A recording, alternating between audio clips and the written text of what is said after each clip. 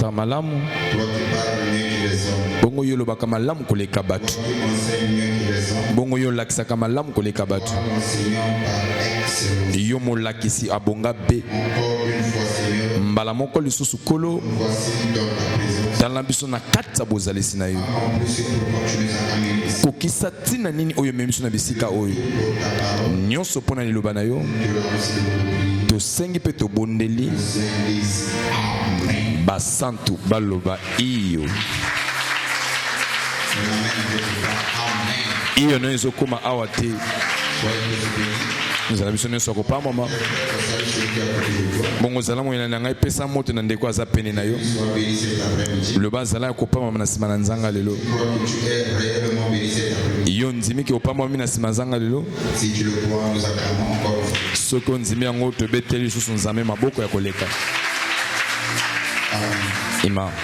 Mettez-vous la gloire de Dieu. Nous poursuivons notre enseignement sur le vaincre l'esprit de la pauvreté. Tozali kokoba na malakisi na biso na oetali kolonga molimo ya kimobola. Nous bénissons le Seigneur pour la faveur et la grâce qu'il nous accorde. Tozali kopambola nkolo po na ngolu pe mutu azali kopesa biso. Le mystère et le système du monde. Ya kososo la mabomba mi pe esaleli ya molongo. Et à l'entrée de jeu nous avons dit ici. Bongone bandeli to yebisaki awa. Le combat est facile quand on connaît avec qui on combat. Bitumezala ka pete tango to yebi nani tozali ko bundisa. Connaît qui est notre ennemi. Tango to yebi nani nde monguna na biso. Avoir de l'information, de la connaissance sur celui que tu veux combattre. Na kozala na o etali ba sango na tina moto zo bundisa. Est très important. Yango ezali motu ya makasi. Le processus de la victoire. Na elandeli ya elonga. L'information est très importante. Koyeba ba sango ndeko zo bundisa eza makasi malamu. De l'armée. Ezala tana mapinga. Sur le plan de la protection nationale. Ezala nenga ko batela ingumba. L'information est très importante en tant capital. Basango yango eza motuya pe motuya makasi. C'est que nous disons. Nde bongo tozoloba. Information informe l'homme. Basango nde epesa ka motaye be lolengini ya kosala. Est mal informé. Oya yambi sango mabe. Il sera déformé. Yende awa utambola malamu te. Il y a une personne qui m'a posé la question. Motomoko. Vous avez parlé mais je n'ai pas saisi. Ah tuninga motuna bitata olobi kasingani na simbi mabanzo malamu te. Hier je le vois pas aussi. Bongo nde mokolo l'équipe avait la monité. J'ai pris tout le temps possible. Le bien leki na zwa kitango na nyonso. Essayer d'éclairer l'opinion. Pourquoi ko talisa libanzo. Ngana kwa iko kende pe kozonga. Que chacun comprenne. Pour moko na moko asoso la mozindo ya libanzo. Alors, nous avons dit ici. Toyebisa ki boye.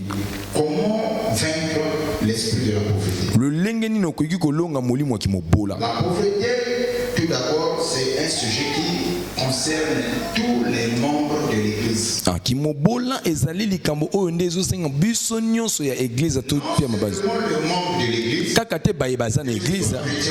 Oza na mokristo to mopakano. Likambo oyo eza biso nyonso. Amen. Amen. Certains ont une mauvaise opinion concernant l'argent. Ba mususu bazande na mabanzo ya mabena oyo etali likambo ya mbongo. Concernant la richesse. Na kotala likambo lokulaka. Mais pas grâce de Dieu. Mais na ngulu na Nzambe. Voulons éclairer l'opinion de tout le monde. Tolinginde to pesa pole na mabanzo ya motu nyonso. Yoka. Nous avons dit. Toyebisaki awa. Il y en a certains qui sont pauvres. Yana ba musuba za ba bola. Parce qu'ils n'ont pas traité le vrai problème. Pote bangonde ba luka kinde e yano likambo mutu yate. C'est-à-dire dans la vie. Ingolo banambikela. On va jamais les faits. Kokubunisa kaka te eloko ezo banda ya pété. Aussi longtemps que nous combattons les faits. Solo tozo bunisa kaka eloko ezo banda ya pété. Alors, nengo les causes sont toujours là. O nde sali yango ezala. Nde yango ya pété wana kolongola te. Et quand on parle des faits, tango bazolo bakene eloko ezo banda na pété. Esande o tozo tala. Nous yebi ke solo oza mobola. Mais nini esali ke oza mobola. Pourquoi tu es pauvre? Pona nini oza mobola. C'est qu'on voit le physique. O tozo mona na bonzoto na mokili. C'est ça. Ça c'est nous le considérons comme étant l'effet. Wana tozo mona nango lokola ne loko ezo talisa. Ya ndena muzindo nango ne vandisa. Une mauvaise compréhension que tu as de la richesse. Muzindo nango ko kozala ndenge soso le mabe pona lokulaka. Donc nous ne combattons pas les faits. fait. Combattons la cause. Nous avons la victoire sur la cause. Devant disparaître. Nous avons dit que nous allons traiter la pauvreté à 3 niveaux. La pauvreté, si on ne traite pas la pauvreté à ces 3 niveaux. Le premier niveau, c'est le niveau du cœur. Là, j'ai hérité ce que j'avais dit hier. Le premier niveau, c'est le niveau du cœur. Dans le niveau du cœur, on dit la première des choses, c'est briser la racine spirituelle. Ça, c'est toujours dans le niveau du cœur. La pauvreté n'est pas toujours financière. Parfois, c'est spirituel.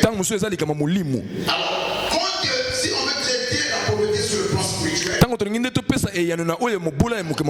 on va traiter ça dans 3 aspects. Le premier aspect, on a parlé sur la mentalité de l'esclavage. Il y a des gens qui croient que c'est toujours le niveau du cœur, la mentalité. L'argent, c'est pour les autres, pas pour nous. Là, on avait pris comme un exemple biblique. Les enfants d'Israël sont sortis de l'Égypte. Mais l'Égypte n'était pas sorti dans la tête des enfants d'Israël. Nous avons dit comme passage de base, Exode 16 verset 3. Et nous avons dit là-dessus. Mais une fois arrivés dans le désert, ils ont commencé à revendiquer.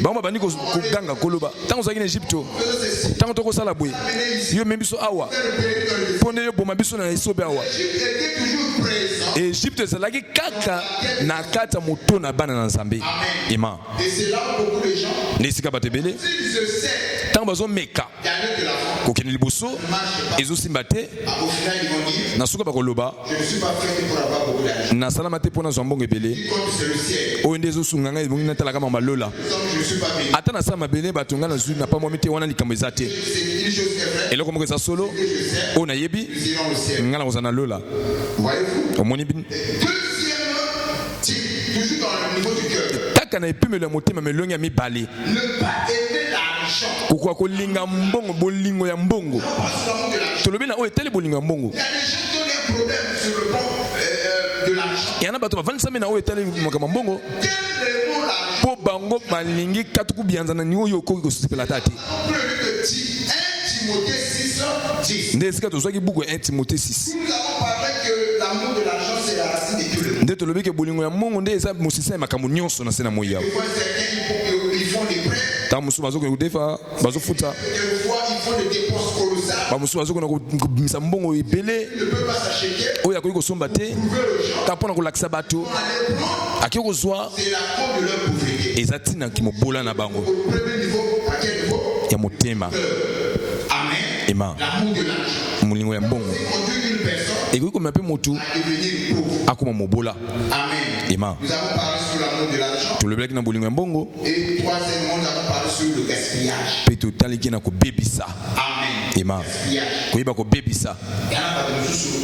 Il a l'argent, il aime accumuler l'argent. aza na mbongo alingi kozwa mbongo Inutile. azobebisa mbongo na bamakambo oyo ekoyo ebongisami be te Premier niveau. wana nde eza epimelo liboso oyo etali na motema Au niveau du cœur, na oyo etali likama motema nous avons encore pour dire, tozongi mpo na koloba d'abord savoir la mentalité. ya yambo eza nani mabanzo lolenge ya kotala Le problème mental. soki obongisi lolenge ya kotala te ya mibale Si tu as toujours l'amour de l'argent, soki oza na bolingo ya mbongo na ndenge ya mabe et l'amour de l'argent peut te détruire. mpe bolingo ya mbongo na ndenge ya mabe ekoki kobebisa yo Peut te péter. bamosusu bakomi nde À cause de l'amour de l'argent. badefodefo na ntina oyo etali mbongo ema Nous aimons l'argent, mais pas plus que Dieu. toningaka mbongo kasi koleka nzambe te Nous aimons l'argent pas au point de faire du mal à une personne. toningaka mbongo tina na kimino ya koboma motu te Nous aimons l'argent pas au point de devenir je ne sais pas quoi. toningaka mbongo kasi na epimelo ya kokóma te okende osima bonganga osopa makila te Pas de cette manière que nous aimons l'argent. wana lolenge biso tolingaka mbongo te Et troisième élément sur le gaspillage. ya misato mpe na ndenge ya kobebisa Alors, au deuxième niveau, soki tolobi na epimelo ya mibale au deuxième niveau, nous allons parler sur le main. na epimelo ya mibale tolobi na oyo etali liboko D'abord, nous allons parler, tu dois comprendre esinga sengeli sosola likama mosala et travaille plusieurs séquences. kosala pe koyeba kolona. Amen. Ema. Ça c'est le deuxième niveau sur le. On est pimelo mibali na oitali maboko. Alors, tu dois comprendre, nous avons parlé sur le 4 lois. Et sengeli ososola ke tolobi ke na mibeko mine. La première loi, Mobeko ya liboso c'est la loi de la sémence. tolobi na mobeko ya kolona. Amen. Ema. Sur la loi de la sémence. Mobeko ya kolona. Là, nous avons dit celui qui sème un peu mentionnera aussi. Wana tolobi ke oyo alolaka mokie ye penda kobuka pe ndambo. Tu as compétence, lolenge na makasi lolenge na kosala business, makambo na yo c'est ta sémence. eza kona na yo. La manière dont tu le sèmes, lolenge nini yo ozosalela yango cela veut dire. nde lolenge yo kopambwama. Amen. Je peux même acheter ton potentiel. nakoki kobakisa ata oyo oza nango eza kona na yo Tu sais dresser. ya motu oyo oza nango oyebi kokanga suki oyebi kosala eloko moko wana nde kona na yo. Comment est-ce que tu le sais? lolenge nini osalaka yango. J'ai vu des coiffeurs, namoni bakati suki des coiffeuses. bakangi suki ya basi Avec la lèvre. Nous soyons à la tête, ça l'a pas lobby. Mais la manière dont tu sais, lolenge yo ozolona na eza lolenge mpe nde yo kopambwama. donc comprendre le 4 lois. sosola mibeko mine Sémence. mobeko ya liboso eza nde ya kona Non, sur la loi du travail. ya mibale eza mobeko ya mosala. La loi du travail. mobeko ya mosala La main intelligence s'enrichit. bongo loboko oyo nde ezosala nde ezofuluka Au deuxième niveau qui est les mains. kaka na epimelo ya mibale eza ya maboko. On parlait sur la sémence, tolobi na oyo etali kona la loi du travail. lolenge ya kosala Et on donne la loi du travail, na kolongola mobeko ya mosala. la loi de la dette tolobi na mobeko ya kodefa et sur la loi de la compétence. bongo na mobeko ya koyeba kosala kobimisa oyo eza nango nde wana tolobaki lobi. Maintenant, si parmi ces 4 lois, soki na bamibeko mine oyo yo oyebi yango malamu te yo kozalaka mobula na bomoi. Amen. Ema. Amen. Amen. Et c'est là où nous avons dit, nde bongo tolobaki tous nous aimons l'argent. biso banso tolingi mbongo tu Vous allez le savoir, est-ce pourquoi tous ne sont pas des riches? motu na eza ya koyeba bongo mpo na nini biso nyonso toza bato alokulaka te. Quelqu'un qui aime l'argent mais qui ne passe pas à l'action. bongo bamosusu balingaka mbongo kasi nde ayebi nde koluka mbongo yango te. Ils ne veulent pas mettre en action ou en valeur les compétences qui se trouvent. aza na balolenge akoki kozwa mbongo kasi alingi kotia yango na motu ya te mpo akoka kozwa mbongo ye azoli koluka. Troisième niveau, nous avons parlé sur la sagesse. epimelo misato tolobi na likambo etali bwanya C'est que Dieu te donne avec sagesse. koyeba kosalela malamu oyo nzambe apesi yango na bwanya N'apparaissez pas, il faut être. komilakisa kaka te me esengeli ozala. Les gens sont pauvres. bato baza babola Ils ont mal compris l'argent. mpo bato basosoli mabe likambo ya mbongo. bamosusu baza babola Ils gèrent mal ce que Dieu leur donne. mpo bazotambusa mabe oyo nzambe apesi bango. 3 choses qu'on avait parlé, 3 niveaux qu'on avait traités hier. tala bipimelo misato oyo topesaki eyano lobeleki. Aujourd'hui, nous allons parler, parce que j'avais promis, lelo tokolobela na pote napesaki elaka le type des riches. lolenge ya bato alokulaka.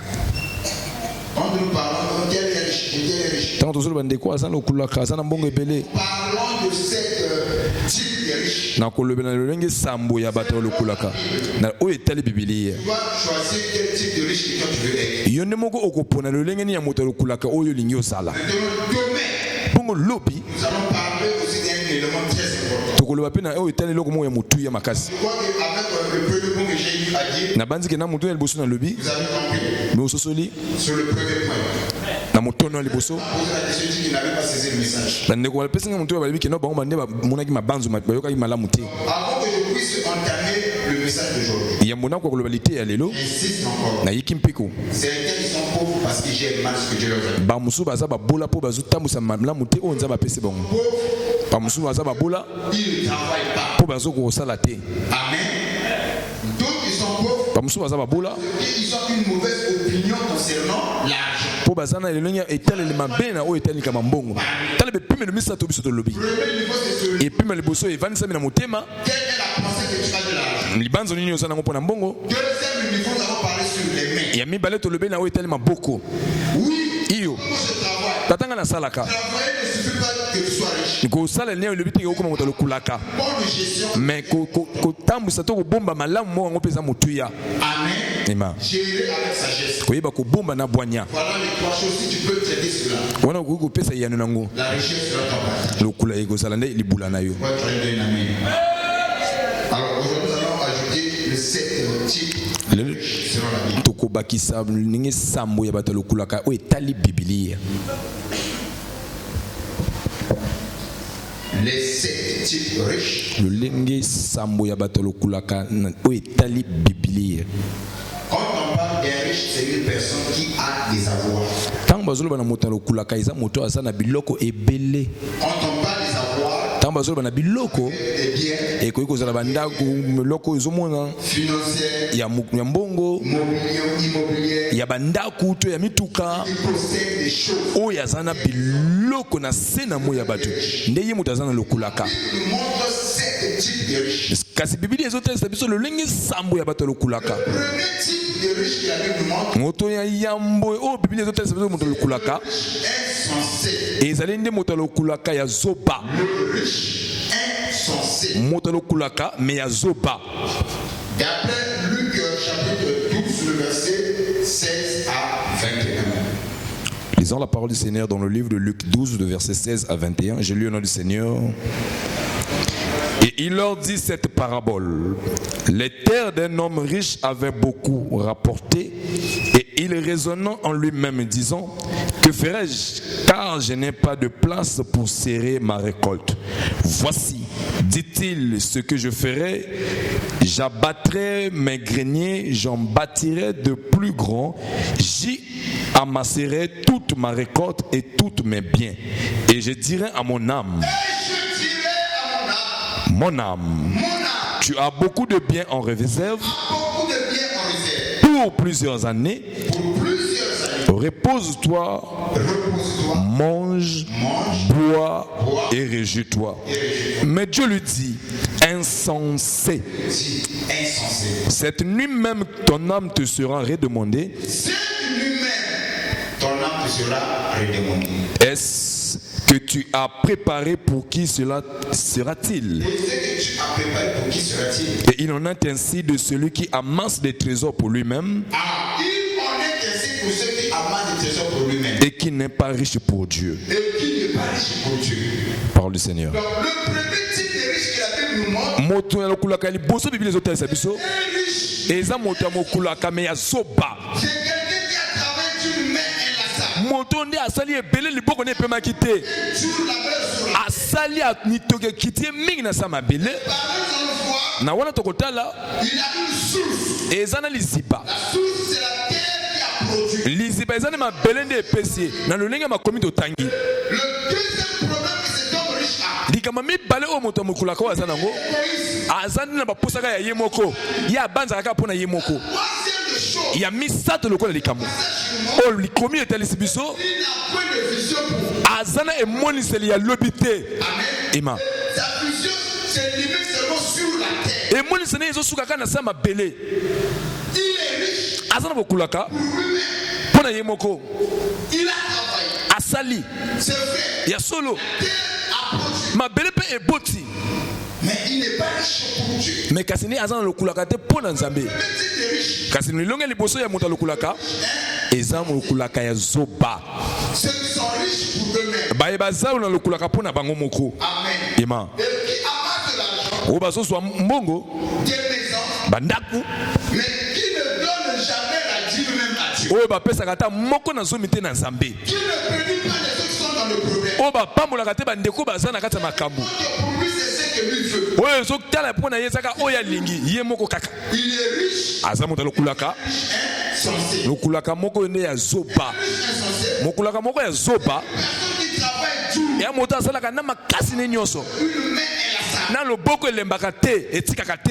Mais le problème, me kasi likambo la vision, c'est seulement sur la terre. emoniseli esuki kaka na mabele Il ne sert pas dans le ciel. alonaka te mpo na likolo C'est un riche. ya zoba. C'est le premier type de riche. lolenge ya liboso ya mobola Deuxième type de riche. ya mibale lokola mokulaka Le riche avare. mokulaka oyo azoloba ebele. Avare. avar aval Avare. aningala nayebi te papa. En lingala. Oyazana le osso ya mbongo. Merci. Il est riche, mais un riche avare. aza na lokulaka me aza na posa ya mbongo ya koleka elingi koloba Il peut avoir des milliards. akoki kozala na mbongo ebele Il veut encore en acheter. ye alingi kaka abakisa lisusu. Le problème va avec les riches ici. eza na likambo nde ezomona na bato ya lokulaka Il y a des gens même que lui-même ne peut pas dormir. aza na bandako tuluku me ye moko akoki kolala ata nango te. Quand tu arrives, Dieu nous a fait de façon à vous aller ici comme vous pouvez. Amen. Mais Dieu a 15 voitures. Autant de les voitures sont là.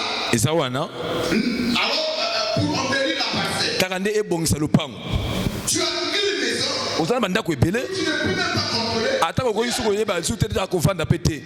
Mais quand tu écoutes ces gens-là parler, tant que il se plaît. J'ai besoin de l'argent. Ce sont les riches avares. Et ça, Genesis 9 à 10. Et nous allons ajouter le deuxième verset, Jacques 5, 1 à 3. Les riches avares. 1 Timothée 6, 9 à 10. Ne savez-vous pas que les injustes n'hériteront point le royaume de Dieu? Ne vous trompez pas, ni les impudiques, ni les idolâtres, ni les adultères, ni les effémines, ni les infâmes, ni les voleurs, ni les cupides, ni les ivrognes, ni les outragés, ni les ravisseurs n'hériteront le royaume de Dieu. Jacques 5, le verset 1 à 3.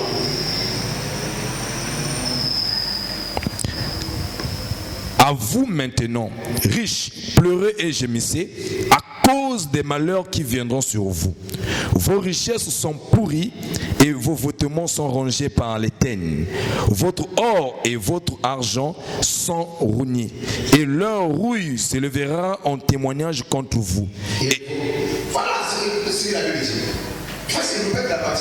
Votre or et votre argent sont rouillés et leur rouille se lèvera en témoignage contre vous et dévorera vos chairs comme un feu.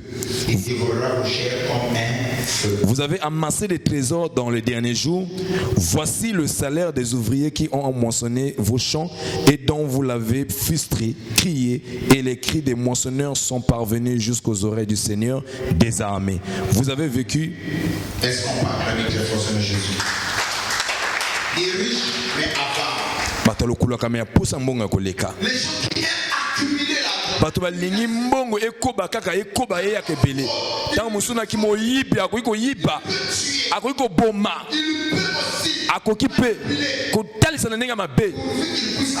Ye na suka ka po azwa mbongo wana ebele. Amen. Likamo. Bato wana balingi mbongo koleka eloko nyonso. Bato wana pena bazana no sembote. Na kombo lukunya mbongo. Akoki nde ko tsala makama mabe. Maintenant, qu'est-ce que nous constatons dans la vie de ces riches? Nini otozo soso na mbongo ya balukulaka. Bazana ebombela musolo e tondama. Toujours dans l'insécurité. Mais bango bazaka lokola mutazana bobombi cité. Amen. Le lenge lukulaka mi balé. Eza bato lukulaka posa mbongo eleka. Selon la Bible, ça ne pas. Na kotala Bible ezoloba. Yana bato lukulaka bazoba. Yana bato lukulaka pe posa mbongo eleka ndenge mabe. Amen. Amen. Amen. Amen. Troisième type de riche. Le lenge misato bato lukulaka.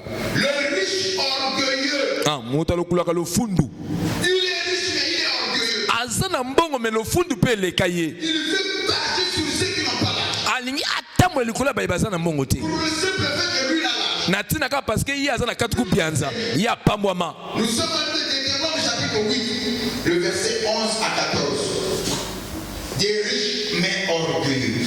Garde-toi d'oublier l'Éternel, ton Dieu, au point de ne pas observer ses commandements, ses ordonnances et ses lois que je te prescris aujourd'hui. Lorsque tu mangeras et te rassasieras, lorsque tu bâtiras et habiteras des belles maisons, lorsque tu verras multiplier ton gros et menu bétail, s'augmenter ton argent et ton or, et s'accroître tout ce qui est à toi. Prends garde que ton cœur ne s'enfle et que tu n'oublies l'Éternel, ton Dieu, qui t'a fait sortir du pays d'Égypte, de la maison de servitude, qui t'a fait marcher dans ces grands et affreux déserts. J'aime cela. Pour ça, j'ai déjà parlé de ça plusieurs fois. Pona wana nasina lobela ngombala na mbala. Kasi moto lukulaka ya lofundu. Les gens qui pensent qu'ils sont ce qu'ils sont là parce qu'ils ont travaillé dur pour la Bato bazo banza kaza oya za pote yindi muta sali mobele. Po bango ne ba futi mpako. parce qu'ils ont fait de longues études. Po bango ne ba continue kelasi milai. Et quand tu arrives devant ces gens-là, Tango komi liboso ya bato wana, et que tu n'as rien, pe ozana le côté, ils vont marcher sur toi. yende akotambola likolo na yo. L'orgueil, c'est une personne Moto lofundu eza mutu. haute estime de soi. Oya zana le lenga kotalela yimoko aleki. Plus ceux qui n'ont pas de moyens. Pour n'aller pas moto, bazana quatre bien zate. Yozo comme attend na scène yete. Parce que lui il a étudié. Pour y attendre makasi. Ah. Il est riche. Azamo de lokulaka. Orgueilleux. Le fond de l'eka. Il y a aussi des riches orgueilleux. Bata le fond de lokulaka. Un jour, on va aller moi, on a ça, tout cas, au bâtiment, il a donné oui. Alors, est-ce qu'il a fait le ressaut de on va prendre ça sur le moment. Waouh. Il te dit ça. Aïe, monsieur Yango. Oui, mais on ne pas oui, avant on va sur le semi-mur, on a oui. Avant la programmation, est-ce que je vous là, vous voulez avoir ça? Ah, si c'est pour ça, Il est riche, mais orgueilleux. dans le kulaka, il y a le fond. Waouh. C'est le type de riche. Non, il y a mis ça. Ne soyez pas des orgueilleux. Oh, ça va dans le fond de La Bible dit que Dieu résiste aux orgueilleux. Bible zo ba kenzamba boya ba le fundu pe ya sala ka ngolu na batamiki kitisa nzamba pamolio mikitisa ma La Bible, je donne un conseil. na pese toli Celui qui a oya sana ngo Dieu na oyo tali nzambe Bible le bibu comme s'il n'a pas. oya sana ngo asala lokola sana ngo te C'est quelqu'un monsieur. bongo Ozoaka, osala kate lokola yo l'équipe va te dire non. Bon, lui t'es en Mbongo, c'est un Mbongo. Pourquoi elle peut être en soi? C'est une manière à ça il a dit. Les gars pour le gars, les gars pour te dire les bagues.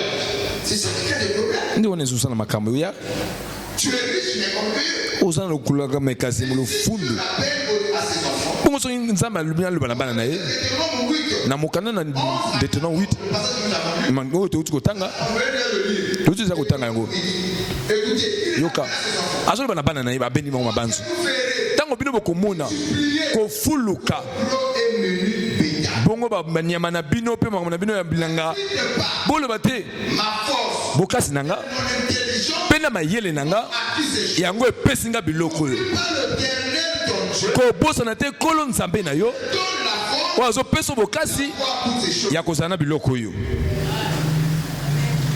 C'est quelqu'un monsieur. bongo papa Donc, par là, nous avons vu des riches, mais orgueilleux. tomona ya na bato ya lokula kaka se lofundu Le riche juste. Waouh.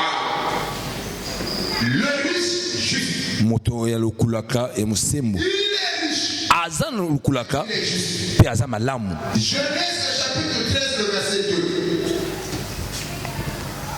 Abraham était très riche en troupeaux, en argent et en or. Ok.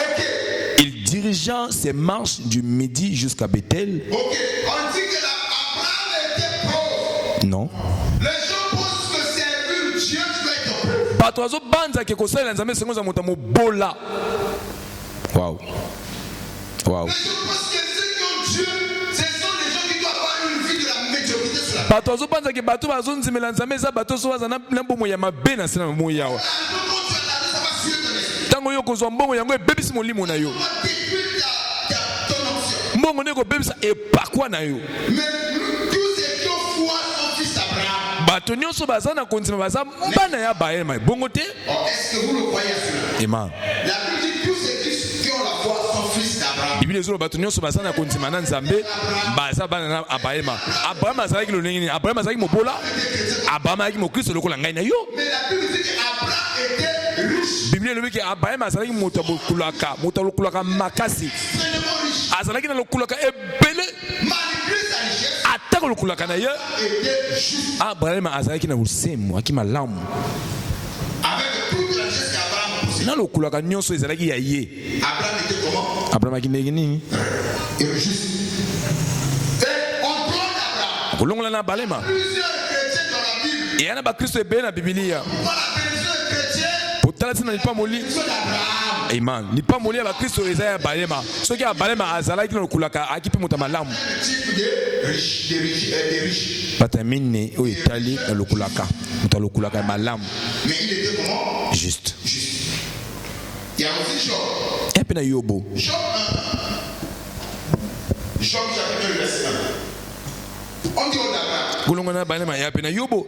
Il y avait dans le pays de Uz un homme qui s'appelait Job. Et cet homme était intègre et droit. Il craignait Dieu et se détournait du mal. Il craignait Dieu. Qu'est-ce qu'elle dit? Il craignait Dieu et se détournait du mal. Il possédait 7000 brebis, Il possédait comme les brebis 7000, 1000, 3000 chameaux, 3000, 500 paires de bœufs. 63 000. Non, 3 000 chameaux. Bongo. Mais il avait toutes ces choses-là. Aki na bloco nyonso. 5e type de riche. Le riche paresseux. Ah, motalo kulaka me ya bolembi. Il y a des riches. Ya batalo kulaka. Même paresseux. D'après Proverbe chapitre 10 verset 4. Proverbe 10, le verset 4. Celui qui agit d'une main lâche s'appauvrit, mais la main des diligents enrichit. Proverbe 21, 10, 17.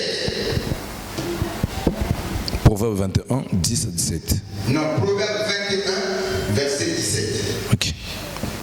Celui qui aime la joie reste dans l'indiligence. Celui qui aime le vin et l'huile ne s'enrichit pas. En nous parlant des riches et paresseux, Tango tozolo bana batalo kulaka me ya zoba. ce sont des gens qui ont hérité. Ya bato musuba sangola. Ils sont riches par L'héritage. hérédité. Bango ba Ils ont hérité. azan lo kulaka mende asangola. Tata ne asala makasi. Ils sont une famille. Abimina libota oyo. O tata kina mbongo ebele. Tata ekubumbuta tata na yakina mbongo ebele. Ya sangoli yango. Ya salite. Il aime la joie. Alingi esengo. Alingi bomoi. Aza moto ba feti. Aza moto lokulaka. Kasi ndi alemba lembele. Il a hérité cela. Ye asangola yango. Ou bien il est riche par chance. Autant aza moto losangoli ndeka na oyo bimeli Les choses avec Dieu, le mot chose n'existe pas par grâce. nangolu. Il a été à côté d'un homme bien. Aki na pene pene moto moko ya malamu. Ouvert les issues. O kwa kufungula be ikuke. Et il a bénéficié de certains privilèges. Ye asangoli na makambo mususu ya malamu. Il ne fait rien de sa vie. Asala ke loko te mona bomwene. Manger, boire, Kolia komela basi wana nde likambo na ye. paresseux. Moto lokulaka me lembele. Paresseux dans la vie. Ozala bato ba lembele te. Est-ce que quelqu'un peut me donner un amen bien? Amen. Ton amen n'arrive pas jusqu'ici. Est-ce que tu peux me donner un amen bien?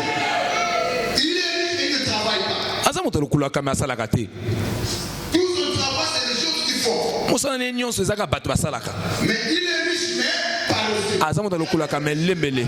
Bato lokulaka me ba lembele. La plupart des riches et paresseux, Mingi ya bato lokulaka lembele. Ya nde bato basangoli. Bango basangola nde lokulaka ya tata na ye ya libota. il est là tout autour de la poisson. Ta muso aza pene pene kama masanga basi. La richesse est là. Lokulaka eza wana. Il peut manger, Ye ka kolia. mais il n'ajoute pas ce qu'il mange. Ye salaka te pona yango imata. Est-ce que quelqu'un me suit? Ima. 6e type de riche. Des riches, le riche générosus. Le riche générosus. Bato lokulaka o basungaka. Il est riche. Aza moto lokulaka me ayebi kosunga. Ceux-là, Ba wana quelquefois, ils ne possèdent pas beaucoup de biens. tango musumba aza nde na lokulaka mingi te ya koleka. Mais il est riche, Aza moto lokulaka généreux. me na motema ya kosunga. Générosus. Nous sommes dans le livre de Actes chapitre 10, le verset 2. Exemple de la veuve de Sérepta, Ce de Corneille. côté na gone Il y en a plusieurs. baza ebele Des riches bata lokulaka qui sont très généreux. me bana motema ya kosunga. Ils ne possèdent pas beaucoup. Tango mosusu baza nango ebele ya koleka te. Que Dieu leur donne. Ndambo nzambe apesi ye. Partage avec les autres. Ye akabolaka yango na bato. Est-ce que quelqu'un me suit? Amen. Ok. Acte 10, 2. Cet homme était pieux et craignant Dieu. Avec toute sa maison, il faisait beaucoup de monde au peuple et pria Dieu continuellement. Vanilla Kotoan. Cet homme était pieux et craignait Dieu. Cet homme était pieux. Moto azalaki na malamu Et non Dieu. mpe azalaki kobanga nzambe. On ne connaît comme étant un prosélyte. Ah bazoloba na Corneille lokane mopakano. Et quand on parle de prosélyte, Ta bazoloba na mopakano ce sont des étrangers et ya bapaya mais qui ont embrassé la foi juive. ke batende bayambane kondima ya bayuda. Et la Bible dit Bible ezoloba qu'il était un créant Dieu. ye azalaki mobangi nzambe. Il pratiquait la loi juive. Azalaki kotambola mobeko ya bayuda. Et il ne se limitait pas seulement à le pratiquer. Asukaki kaka te na kotangola misala. Il va encore plus loin. Bongo Bible etalisi susu boye. Il faisait beaucoup de monde. Azalaki kopesa mabonza ebele na babola. Mais la Bible ne parle pas de sa richesse. Hein. Bible elobi te na lokulaka na ye. Il portait à- Bongo ye azalaki na boye batikeli koloba bongo te. La Bible, c'est un livre de précision. Bible ezali nde buku oyo ezotalisa likambo. Attends pour donner à quelqu'un. Soko ozozala po pesa moto. Et Esengeli ozala ngo ebele okopesaka te. Soki na 1000 francs.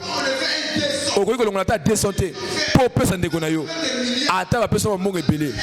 Okopesa moto ata mbongo ebele te. soyez riche. Ozala bata lokulaka. Bana motema kosunga.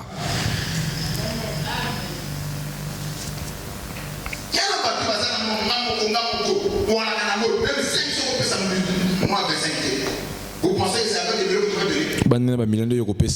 Soyez riche, générosité. Générosité. Batalokulaka me motema kosunga. Lokola ndeko corne. Bon lokola nde mwasa kufela mobali ya Serapta. En tant que nous avons mwasa kufela mobali ya Serapta. Bible ezobisa na biso que bongo ye azalaki kaka na mwa ndamo ya mafuta na ndamo ya lipa. Ayambi mutu na Nzambe. Aza na mwana. Minakata mboka nzala yaki makasi.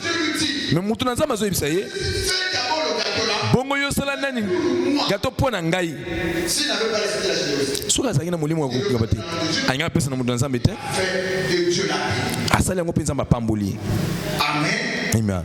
Soyez riches, généreux. Nous avons le kulaka mais na motema kosunga. C'est-à-dire que vous allez riche généreux, vous allez en bon délégué. Je ne sais pas si quelqu'un me suit ce que je veux dire. Il est très généreux. Nous allons prendre un exemple, ça va vous aider. Tokozandakisa monsieur kosunga.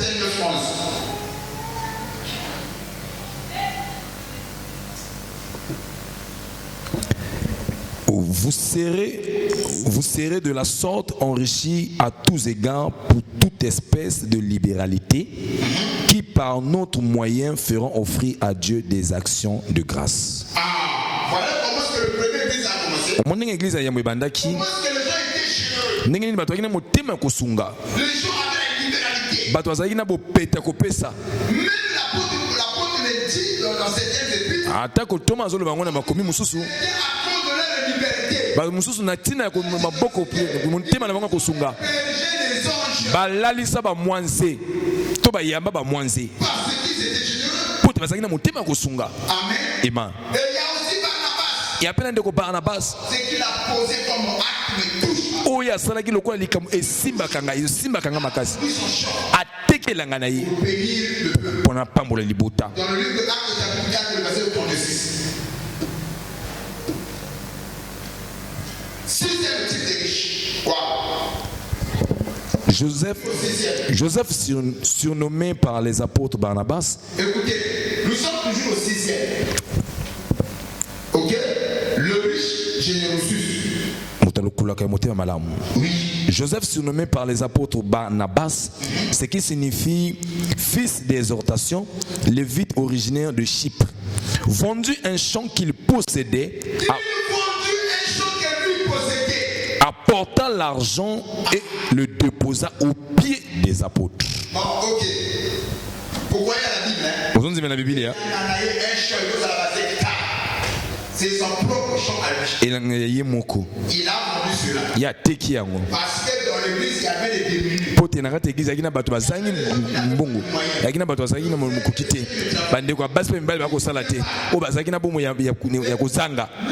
Ye akotekelanga na ye azwi mbongo nyonso amemi yango na eglise ayi kotika ngo na makolo bantoma mpo bakoka kokaba to kopesa ndeko mwasi te mibali oyo baza na makoki te. Lelo na baeglise na biso tolobaki toza na molimo santo me yana bandeko Barnabas te, mwana oyo abimela na makambo ya koteya ekoloba te ngai naza mokristo na maloba me na misala. Atekelanga na ye abanzi na bomoi na ye moko te ata na bana na ye te me kasi na bandeko ne ya losambo.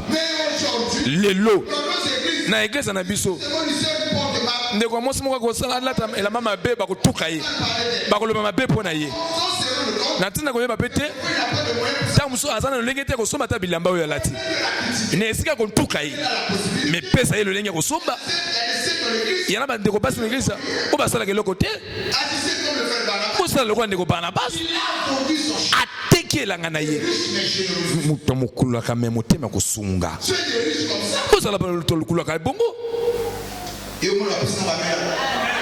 Et comment la Bible, il a vendu son champ. Le champ est l'église. Aujourd'hui, il y a même le champ, regarde un bon, on a dit à cause de ça. À mon avis, dit même au là où il y a des gens qui payent la dîme quand c'est 5 000, là c'est normal. Il a 50 000 pour lever 5 000.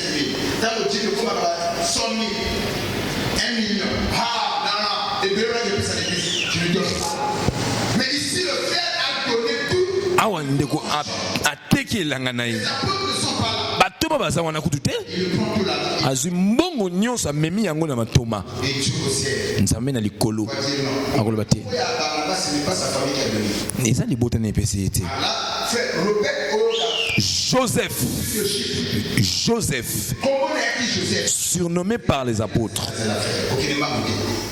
Comment papa n'a pas goûté là, Joseph. Ok? Maintenant, dans la continue à l'église, Missa Naye, Némina Poussale là, générosité Naye, il est exotique aussi. Ce qu'on va dire dans le coma, non, on va passer comme on dit. Barnabas Barabbas c'était, mais Barnabas. Qui signifie le fils de l'exaltation. Écoutez ce qu'il a dit. Voici c'est. surnommé par les apôtres Barnabas Nommé par les apôtres. Barnabas. ce qui signifie Ce qui signifie fils d'exhortation fils d'exaltation. lévite originaire de Chypre Wow. vendu un champ qu'il possédait. Quel est le moment? Est-ce qu'il y a un comment tu peux passer? Un mot matas. Mon ami. Acte 4, verset 36 à 37. Oh, ma frère, même à passer, nous tout le monde a le point de vue à papa Boulam. C'est un frère qui n'a pas de moyens. Ande kwa sana makukia ngolekate.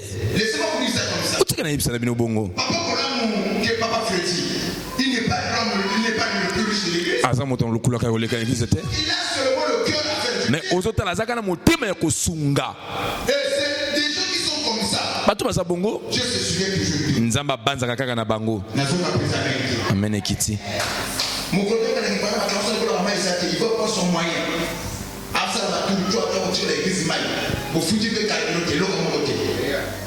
La bloc mais frère, ça n'a pas de c'est un peu de ça, il m'a activité. Alors, peut-être, papa, tu vois, ma carrière, mon collègue, il y a un tout d'abord, moi, donc, je sautais des teintes. Donc, il y a un fan là. Et puis là, Wow. mais au nom de l'œuvre de Dieu, Na kombo ya musala nzambe. soyez des riches. Bozabata lokula ka me motema ya kosunga. Vous voyez que tu vas lui donner la main. Va faire l'église. Est-ce qu'ils sont pas voir les serfs Barnabas, de frères Barnabas? L'exhortation de papa tel non, ok. Nous mettons comme un parent, on va faire ma personne. On a un terme à l'entour, le cœur en main. Tu soutiens, tu aimes les autres. Osunga kabaninga. Tu n'es pas riche pour toi-même. Oza moto lokula ka pona yemo kote. Na banda kisebele. Mais nous parlons septième riche. Tukoloba moto lokula ka sambo. Le riche pauvre. Ah, moto lokula ka me mobola. Le riche pauvre. Aza moto lokula ka menaki mobola. Wow. Le riche pauvre. Moto mokula ka mobola. Je vais vous expliquer pourquoi le riche pauvre. Na kolimela bino pona nini aza moto mokula ka naki mobola. Apocalypse 3, 17.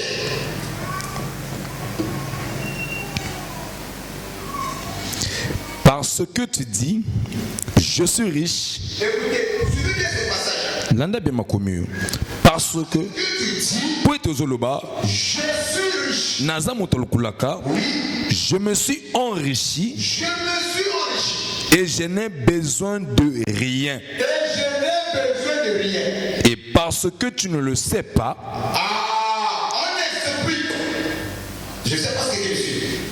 Pourquoi nous disons les riches pauvres? pour nini tozo moto lokulaka me mobola, Il est riche matériellement. aza moto lokulaka na biloko. Parce qu'ici, Pote awa il est là au lycée. na bandeko bazalaki na église ya Laodicée, Ils ont commencé à dire je suis riche. ntango bandi kolobaki naza moto lokulaka, Ce n'était pas faux. yaki lokuta te Derrière na oyo etali biloko réellement, ces gens-là étaient riches. ya bosolo bazalaki mpe na lokulaka. Là des avoirs. bazalaki pena biloko bandako mituka nyonso wana bazalaki Commencez à se glorifier. bango bali kobeta tolo Et en disant, na kolobaka boye je n'ai besoin de rien. naza na posa so eloko moko te Moi, ngai ndeko songolo je suis riche. naza moto lokulaka wow Mais kasi spirituellement, na molimo ils sont pauvres, baza babola ils n'ont rien. baza na eloko te Voilà pourquoi nous avons parlé des riches. tala sina tolobi bata lokulaka me babola Physiquement, moto mokulaka na nzoto spirituellement, na molimo ils n'ont rien. baza na eloko te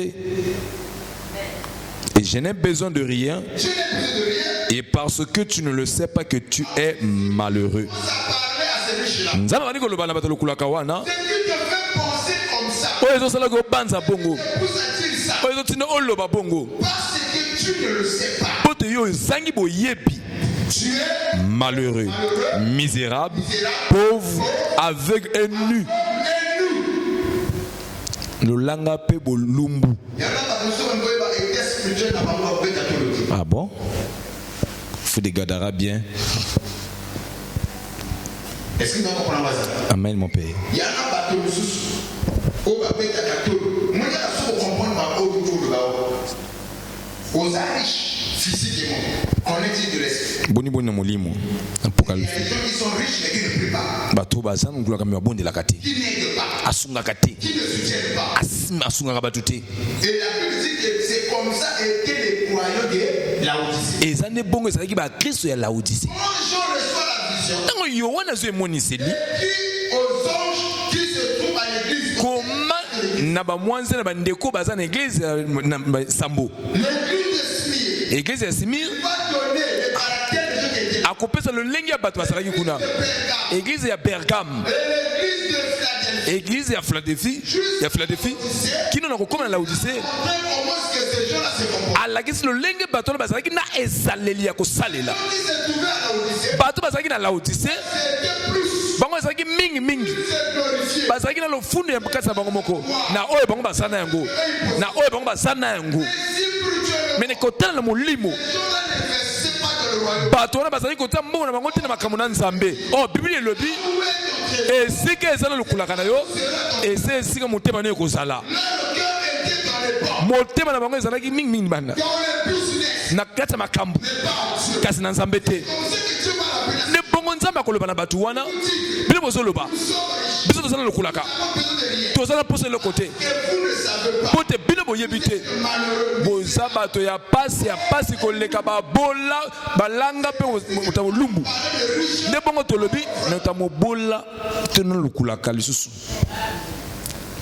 riche physiquement, aza na mokulaka na bonzoto boye spirituellement. kasi mobola na molimo Le fait que tu sois pauvre spirituellement, ngai na kosepelaki oza na mobola na boye physiquement, oza mobola na komona boye kasi nde na molimo oza na moto ya lokulaka parce qu'un pauvre, celui qui est toujours là, qui aime recevoir, oningaka kaka koyamba nyonso balobaka que Dieu vous bénisse. na mapamu apocalypse 3 17 Nazoka pesa amen na ote. amen Nazoka pesa amen na ote. amen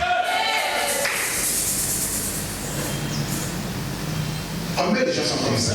boni ya bato baza bongo Ils sont venus savoir motuni eza ya koyebi quel type de riche toi tu veux devenir. lolenge nini ya moto lokulaka oyo olingi okoma Si Dieu veut te bénir, soki nzambe alingi apambola yo pour devenir quel type de riche? mpo okoma moto lokulaka ya ndenge nini moto lokulaka généreux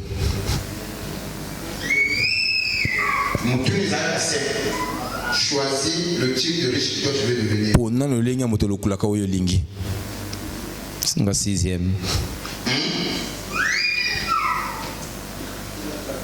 Si c'est à partir de là, eza na nzela na wana demain quand nous allons maintenant rejoindre sa base, lobi ntango nini kolobela vous maîtrisez eux. Oui, parce que donc, je serai tel type de riche. Moi, je veux devenir tel type de riche. nga nalingi nako moto lokulaka ya boye Riche orgueilleux, moto lokulaka lofundu ça dépend de toi. wana ezotalaka yo Riche avare, moto lokulaka oyo alingi azwa ebele koleka riche insensé. bongo moto lokulaka ezoba Quel type de riche toi tu veux devenir? olingi okoma moto amokulaka mobola Le moment de voir les amis, c'est le seul au tu connais mon cœur. oyebi motema na ngai Quel type de riche toi tu veux devenir? lolenge nini ya mokulaka oyo olingi okoma Vous savez même l'argent que tu mets en compte. Et puis qu'il y a tant bon aux bombes bombeli. Ce que ça bon est belé. Tant que pour nous Conseil bancaire. Il y a un montant mon petit toli au Seigneur la lobelayo. C'est une somme colossale. Et ça bon est belé. Ne le gaspille pas. Kobe ça ngote. Et ça bon na yo moko. Conseiller financier. Mon petit toli a 4 bianza akoye bisayo. Faisons un bon usage. Ça la ngo malamu. Na oyo zo swa. Dieu veut qu'il va te bénir. Bon ça ko pambola yo. Il ne va pas savoir. Ya koyeba te na ko pambola yo. Moto lokulaka ndenge ni yo kokoma. C'est ce que tu me suis. Ima. Non, on amène à lever même pas.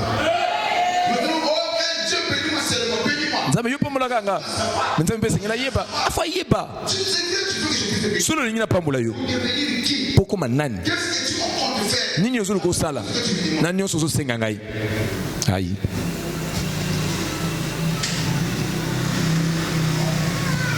Ayi. Là, il n'y a pas les amis. Menekisi. Lolenge nini ya moto alokulaka? Moto alokulaka zoba ya posa mbongo koleka.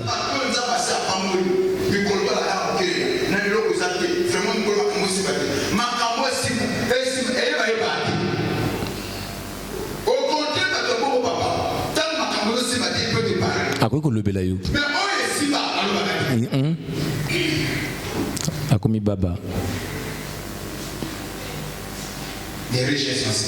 Atalukulaka zoba ya posa ya konizwa nyonso ntango baza na makambo. Soki makambo eza lisusu te te aya so église te.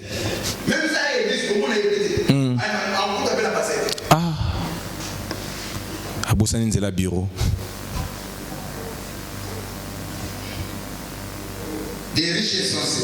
Bato lokulaka zoba lokulaka linga zwa nyonso bongo moto lokulaka lufundu moto lokulaka sembo moto lokulaka lembele moto lokulaka motema kosunga po moto lokulaka mobola lolenge nini ya mokulaka oyo elingi okoma ya poni tu nyonso.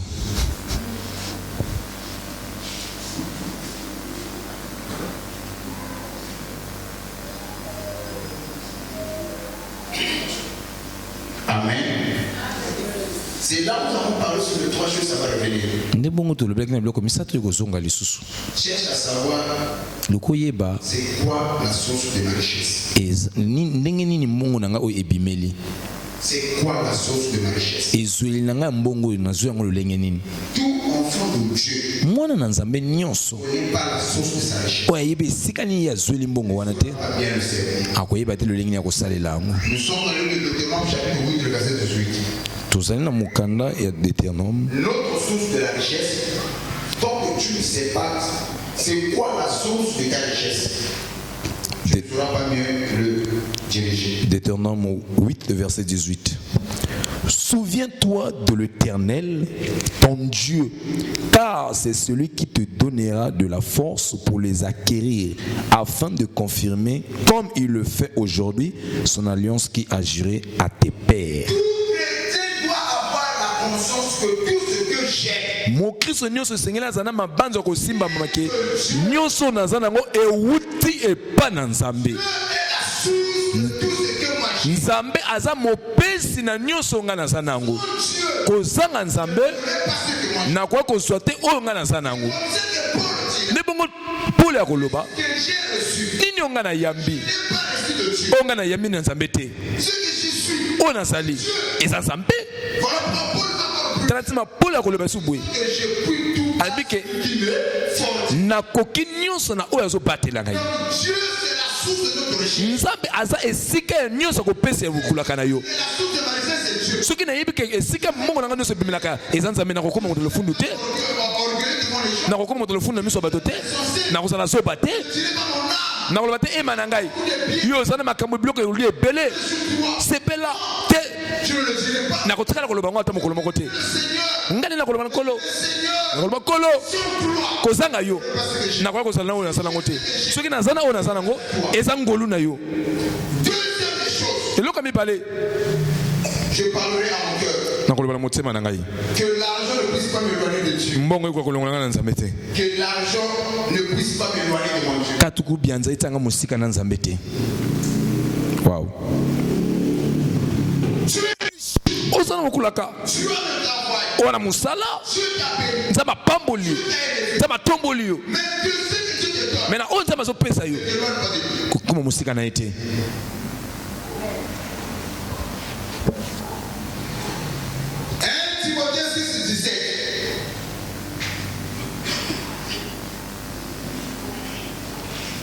1 Timothée 6,17 recommande aux riches du présent siècle de ne pas être orgueilleux. Recommande aux riches du présent siècle de ne pas être orgueilleux. Et de ne pas mettre leur espérance dans des richesses incertaines. De ne pas mettre leur espérance dans des richesses incertaines. Mais de la mettre en Dieu. Qui nous donne. Je parlerai à mon cœur. Que l'argent ne puisse pas t'éloigner de la parole. Alors j'écoute. Moi c'est yoka. Quand tu verras, l'église se développer. Église comme belé, et que tu auras beaucoup de biens. Que ton cœur ne s'éloigne pas de la parole.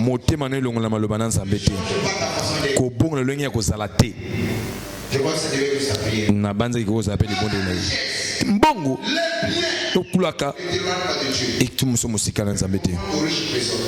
de ne pas mettre leur expérience dans des richesses incertaines. Est-ce que nous avons compris ça?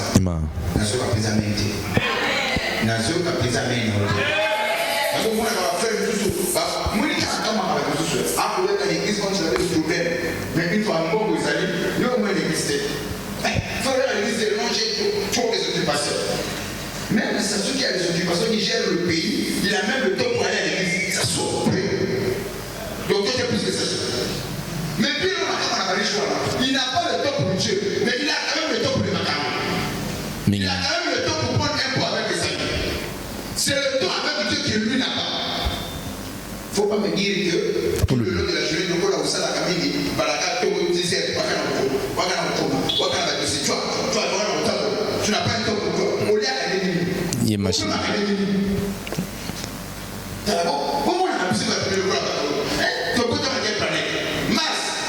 Jupiter.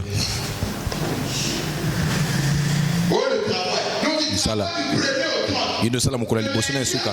Mukula liboso na ne.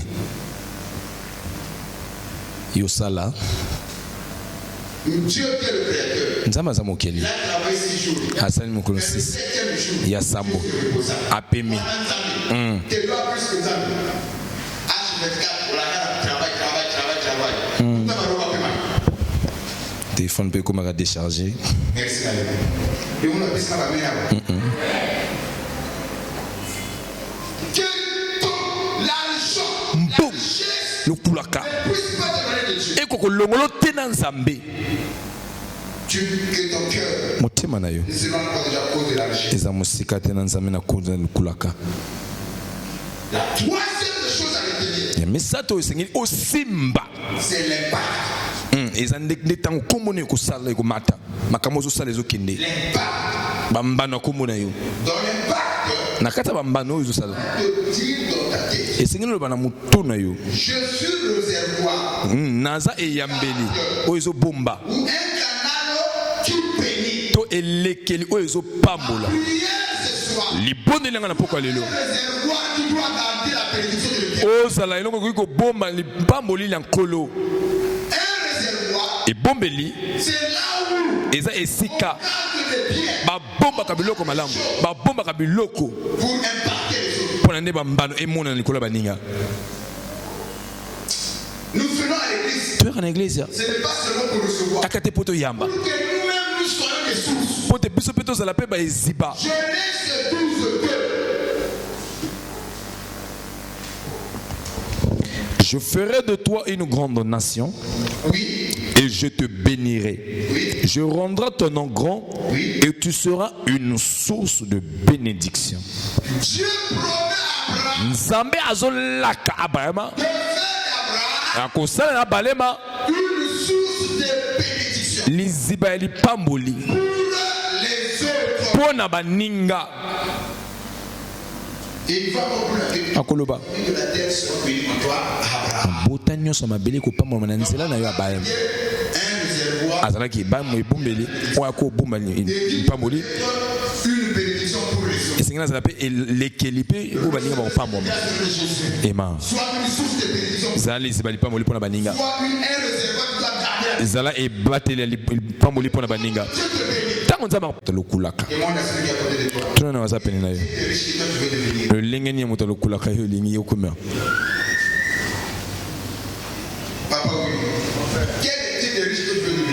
généreux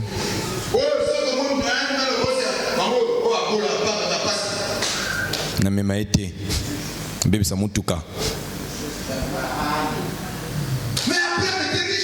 balama aki na lukulaka lolenge nini sikoyo moto lukulaka msembo papa ngana sana makambo te mpona sunga bate pele me ndeko avive ya serapta moto lukulaka ya mwasi mende na motema kosunga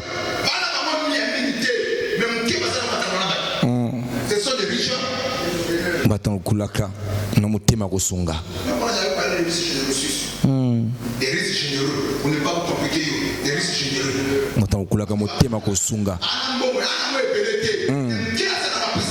Bongo.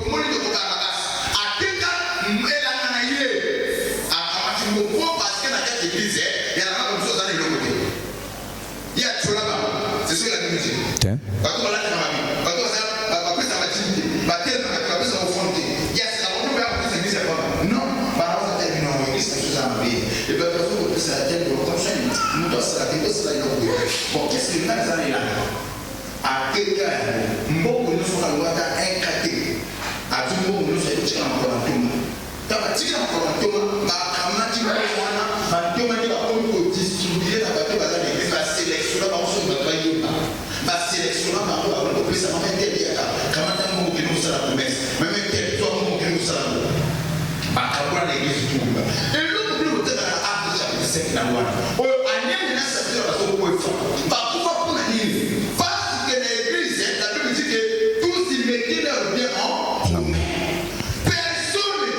Mutata moka koloba te oyo aza nango ezaka ye moko te bato akina motema kopesa ntango Barnabasi atekelanga na ye bazwi mbongo bamemi na eglise na kokabolaka anani apa ayambaki Safira apa azwa ntango ekomi na ntango na bango bon batekelelanga na bango bango bazwi nani bango moko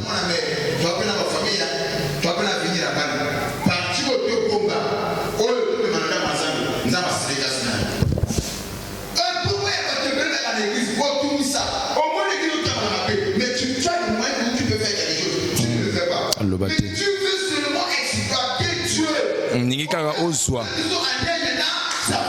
Iman. Bato sobondela pona yo. Bato abondela kapona yo. Bato ayambaka yo. Tango zana makamu. Tango musuko ozozi yeba sukutete. Oyo yokili teya. Epeso makasi. Wani bitumba. Basawa na pona yo. Tango zana mbongo.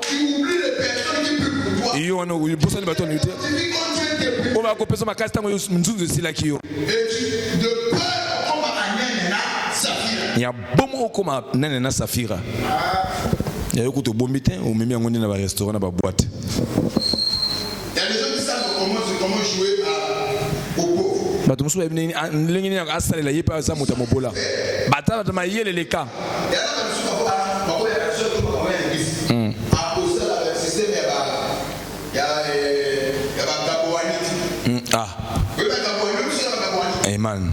So person amen person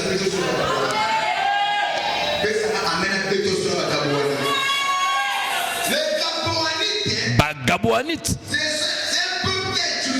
Et ça les potes où ça les maïles mais ma bé. Tant bon ba yoki. Ba la Israël ba bimi na Égypte. Ba koleka na nzela na bango to na tando na bango. Banguma nyonso. Bandeko eshebe égyptien. Ba sangani. Pour babunza bana Israël. Bakawet bango ba lobby. Liboto zana nzambe. Biso to ko telema isongo na bango te. Biso de sengeto sala mayele mabe. Le lenge ni basali. Bazu bilamba kala basaka kala bilamba pasuka. Batie na nzoto na bango. Bayeli boso ya Yoshua. Toza libote uti musika toyoki. Bonza makokisi na bino. Biso to inde ko sala bondeko na bino. Yoshua na komona bilamba na bango. Na komona basapatu na bango. Bongo. Bazaka kao côté bazoleki. Et ana bato azamu to lokula kamaninga la kiselo azamu bola. Tanga yene iglesia. A diminuer na chemise.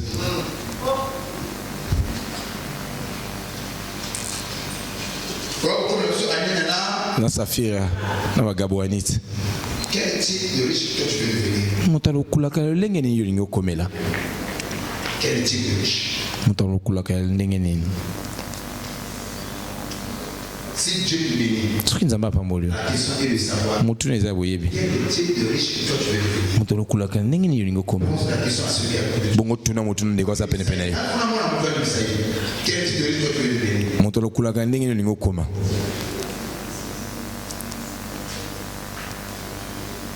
Ah non, non. Mon père, généreux, 6e type.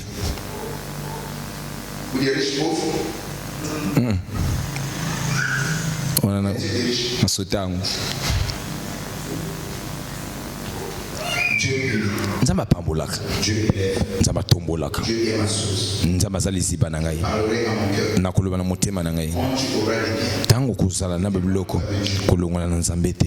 sois Zala un réservoir ebombeli de la bénédiction. mpona kopambola batela limomo to liziba ya lipamboli mpona baninga. Béni, c'est pour le bénir. Soki Nzambe apambola eza mpona opambola baninga. Est-ce que vous savez, Bino boyebi. la Bible nous dit Biblia ezobisa biso. la joie. Ya na esengo ya kopesa ke ya koyamba Je vais m'arrêter là. na kosuka wana Continuez de donner. tokokoba lobi. Il y a un sujet moi, vous pouvez aller dans le bois, ouais. Écoutez-moi. yoka Ceux qui vous allez dans le bois, papa, ils ont comment côté ça la créer. Comment on va te prier en bon bongo moment. ema Tu as l'argent. oza na mbongo Il y a un moment côté ça la créer. Voir les gens manger ton argent. ozomona bato azolia mpe na mbongo na yo. C'est ça la créer. C'est le moment où parfois il y a d'autres gens qui disent et ça, même si ça va pour moi ici, vous allez riche, je veux vous ici. Mais ce n'est pas riche qui sont ici. Riche à quoi? Non. Vous autres, vous allez bien. Comme ça, l'homme, milliard, néanmoins, on va pas là, milliard et là, papa. Il y a un bateau à cause de ça. Non, dis ça. Attends. Et puis là, un bon man, le nom le verre à terre, le sang en fou. Ah, on a un garçon de l'Israël. Vous, je fais un peu ça, on a un bien. Mais le bien, la crise va tout dire. Le riche pauvre. Le banane. Il y en a pas besoin de ça, il y en a pas. Il y en a pas de l'autre. Oh, il y en a pas de terre. Ah, on va et pour ajouter. Il peut ça va tout. Maman, on n'a pas pour la personne qui passe.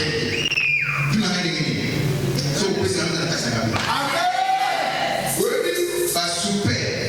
Papa, attends la valise. Je ne sais pas si ça va voir la bonne. À voir sur le nez bien. Quelqu'un vous met le mouvement, dès qu'il a fait comme un bon et la masse au pays de l'eau. Ils ont ça, c'est l'humidité. Mais qui va y avoir dans la sauce? Mon collègue, papa, qui a vraiment qu'il a fait quelqu'un qui veut y avoir l'humidité. Mais il y a un peu d'abord, il a mis le boulot. Il a mis le boulot. L'humidité est ça, et c'est un peu d'abord. Il a mis au pays de la sauce. Mais il a mis au salé, papa n'a pas de comment. Il a mis à la sauce.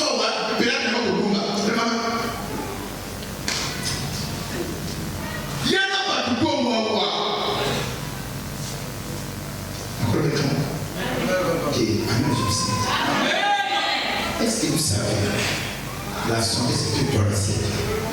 Bongo. La santé de l'homme. Bokono ya nzoto. Yango ezalaka na kati na sani. Malnutrition.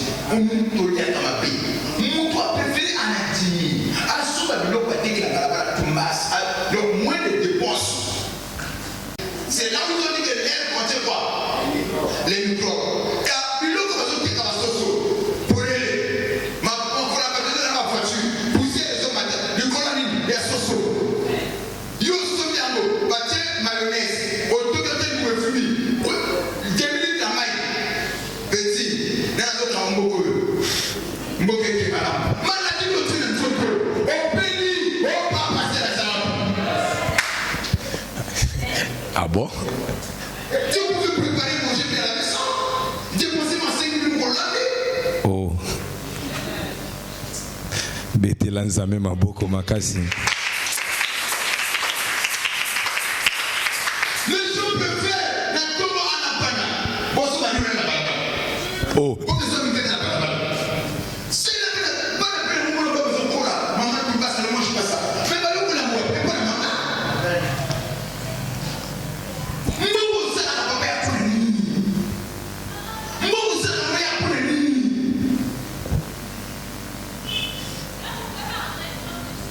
N'a le papa passer au pied matin. Le bon bouquet.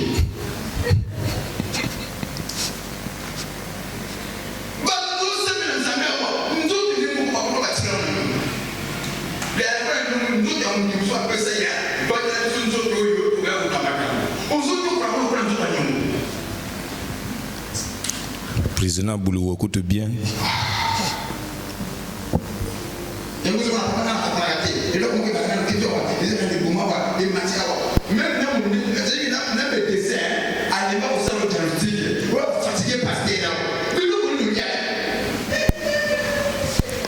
Appareil, mon malade était.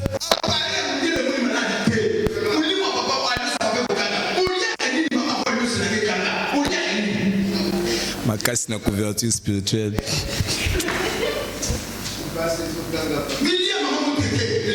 Yayo.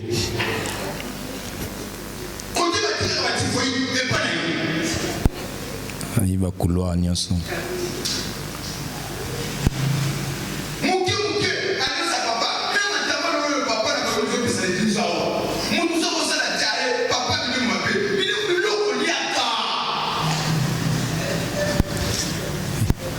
Pia Sumara.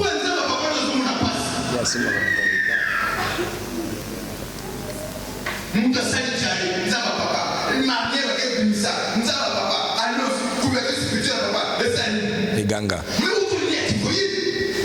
Il y a 22 heures.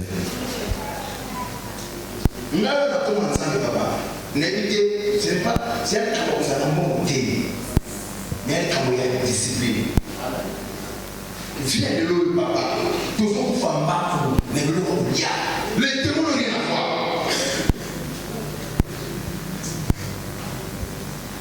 Ma maman a dit ça, il y a un beau moment. Ce que tu as dit, ma maman, pour 70 ans, à qui il a dit ça, c'est mon ami. Mais l'autre, papa est awa. Papa est dit ça, mon papa a dit ça, hein, ou il est loin.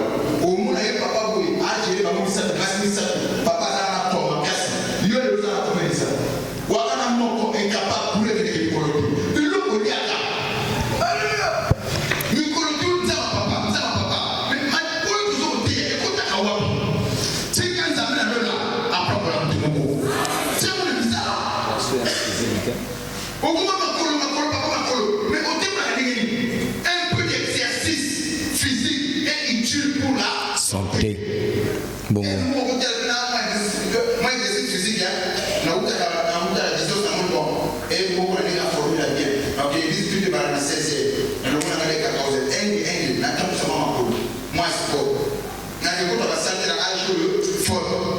Moi sport. Autour de la maman, on a tant que plus au salon, moi, je me dis que qui a et sur le côté de la bon côté. Vous voyez, il ne peut pas dire que ma parole a besoin de se monter. Banejit na camion. Israël na camion. Amen.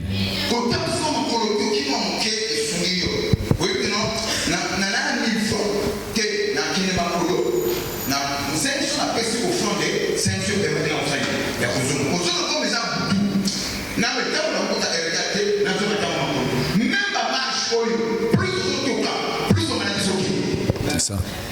physique et titre na yo kaka embé. Ah bon? Ah, tu continues. Ça va pas problème. Bête là, Nzambe Maboko. Oh. Si pour on a pas payé la salle à Kawana, on dit on a one and two is Oh. le bingana. Tu continues. Il m'a qu'on a mes. Vous avez au Kili, on a Na mes formes.